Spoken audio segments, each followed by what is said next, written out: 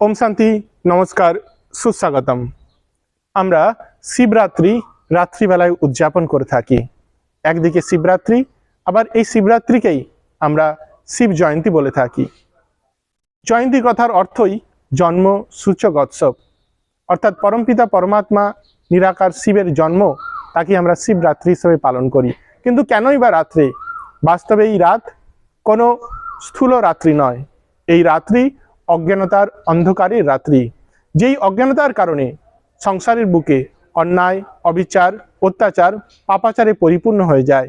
মানুষ নিজের সত্য পরিচয়কে ভুলে যায়, ঈশ্বরকে ভুলে যায়, এবং নিজের সত্য পরিচয় আর ঈশ্বরকে ভুলে যাওয়ার জন্য জীবনে তার জীবন দুঃখ অশান্তিতে পরিপূর্ণ হয়ে যায়।